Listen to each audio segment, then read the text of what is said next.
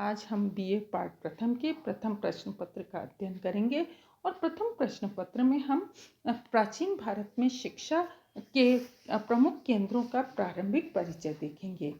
सभ्यता और संस्कृति के सम्यक प्रचार प्रसार और विकास के लिए एक व्यक्तिगत, सामाजिक और राष्ट्रीय प्रगति के लिए शिक्षा नितांत आवश्यक है।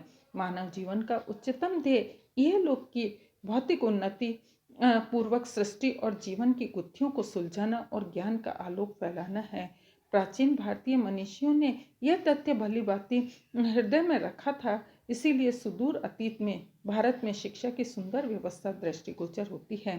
प्राचीन शिक्षा प्रणाली की उपादेयता के कारण ही भारत का समस्त प्राचीन तथा विशाल वाङ्मय इतना सुरक्षित और समृद्ध रहा कि भारतीय मानव सुसंस्कृत बन गया। विद्या प्राप्त करा देने से ही अविद्या का निराकरण कर देना अंतर्निहित है। अविद्या से उत्पन्न एवं पतनोन्मुख सभी विघातक प्रवृत्तियों की रक्षा करते हुए विद्या जनित समस्त उदर्भगामी प्रवृत्तियों को संचालित कर देने वाला चिरकालिक सत्य ही शिक्षा नाम से जाना जाता है। ऋषियों और विचारकों ने शिक्षा के महत्व को अनेकांश समझाया था और बाल्यावस्था में ही मनुष्य को शिक्षा के प्रति उन्मुख कर देने के उपाय भी किए थे। प्रयोजन भारतीय मनीषा ने मनुष्य के कारणीय 4 पुरुषार्थों में मोक्ष के चरम प्राप्ति को लक्ष्य माना है। विद्या के द्वारा ही मोक्ष और अमृतत्व की सिद्धि की जा सकती है।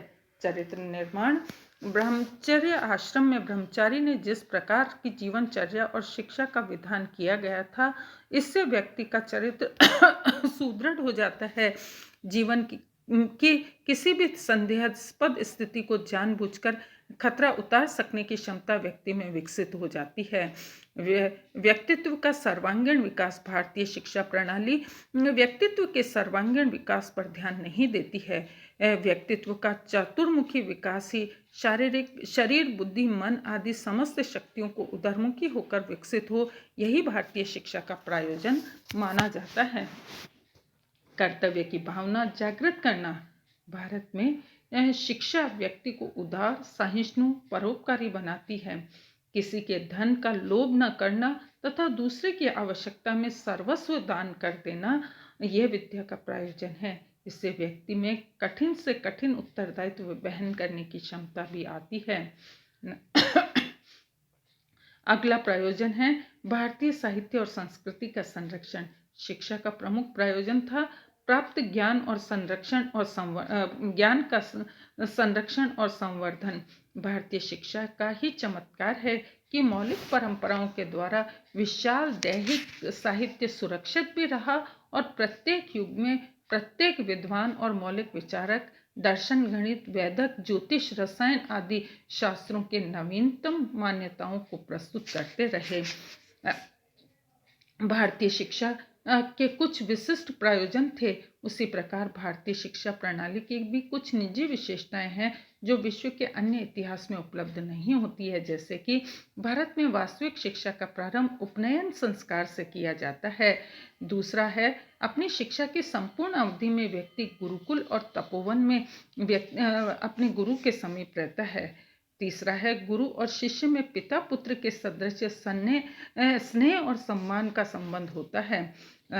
चौथा है संपूर्ण शिक्षा निःशुल्क थी, किसी भी प्रकार का शुल्क गुरुकुलों को नहीं देना पड़ता था।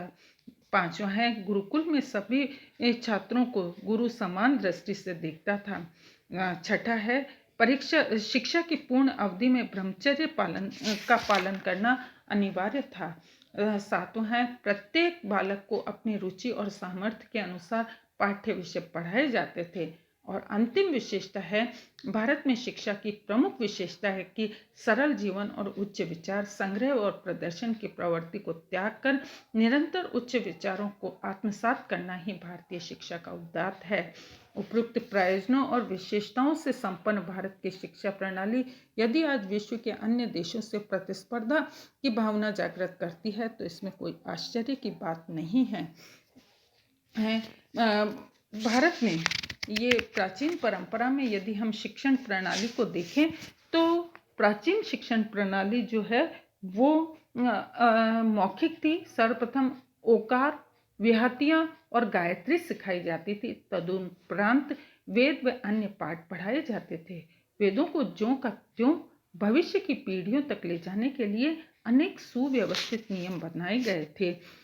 वेदों के संरक्षण एवं श्रुति परंपरा से इस उनके शिक्षण को ध्यान में रखकर 8 प्रकार के पाठ उपाय रूप में प्रयुक्त होते थे। इस शिक्षण प्रणाली का बहुत महत्व था। और परीक्षा प्रणाली ये आज की प्रकार की नहीं थी, बल्कि प्राचीन शिक्षण प्रणाली में इस तरह की कोई पद्धति नहीं थी। शिक्षा सर्वत्र कहना चाहिए सर्वांगीण विकास के लिए दी जाती थी, धन कमाने के लिए नहीं दी जाती थी। शिक्षा का संबंध संस्कार साधनों और विद्या से होता था। संस्कार किंचित पूर्व जन्मोपार्जित और व्यक्तिगत होते थे, किंतु साधन एवं विद्या के लिए विशिष्ट दिशा निर्देशन की आवश्यकता होती थी। इसी विशिष्ट निर्देशन के लिए विद्यार्थियों शिष्य के प्रति शिक्षक गुरु की अनिवार्यता अपेक्षित होती थी।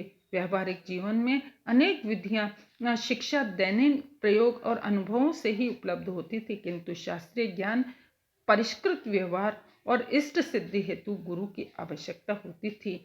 जीवन के 4 पुरुषार्थों का समन्वित एवं विशिष्ट आचरण गुरु प्रदत्त ज्ञान से ही संभव हो पाता था। इति नमस्कार।